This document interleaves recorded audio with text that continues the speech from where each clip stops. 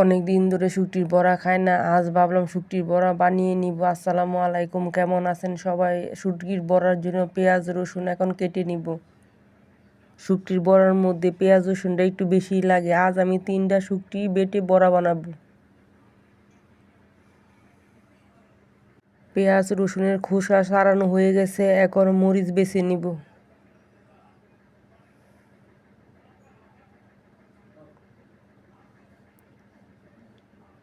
শুটকিটা পরিষ্কার করে নিব এখন।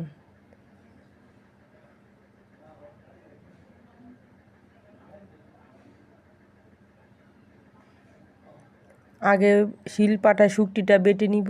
শুটকিটা আমি মিহি করে বেটে নিব যাতে কাটা না থাকে। শুটকি বাটা হয়ে গেছে, বাটিতে তুলে নিব। এখন বেটে নিব মরিচও মিহি করে বেটে নিব।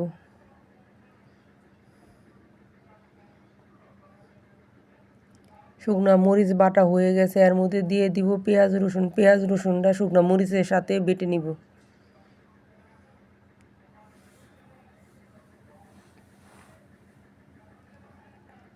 পেঁয়াজ রসুন মরিচ একসাথে তুলে নিব।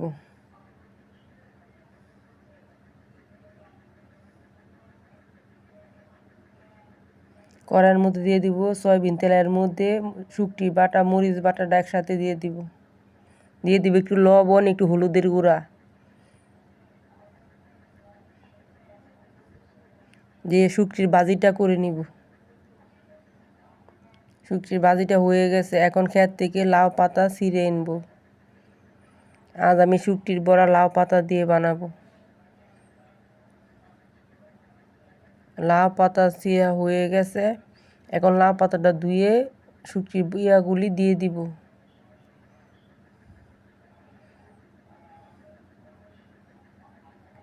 লাউ পাতার মধ্যে শুকটির লাড়াটা দিয়ে লাউ পাতাটা মুড়িয়ে নিব। এক এক করে প্রত্যেকটি পাতা এইভাবে শুকটির লাড়া দিয়ে মুড়িয়ে কড়াইয়ের মধ্যে দিয়ে দিব।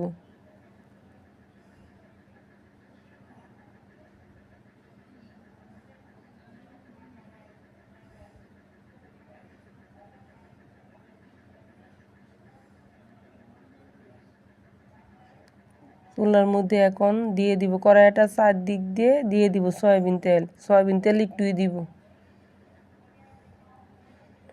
শুকটির বড়া এক পিঠ হয়ে গেছে, এখন উল্টিয়ে দিব।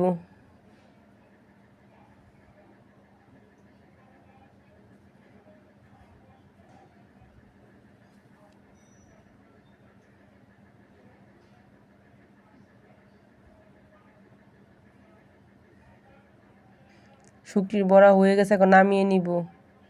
গরম ভাত দিয়ে শুকটির বড়াটা খাবো। শুকটির বড়া খেতে অসাধারণ হয়েছে।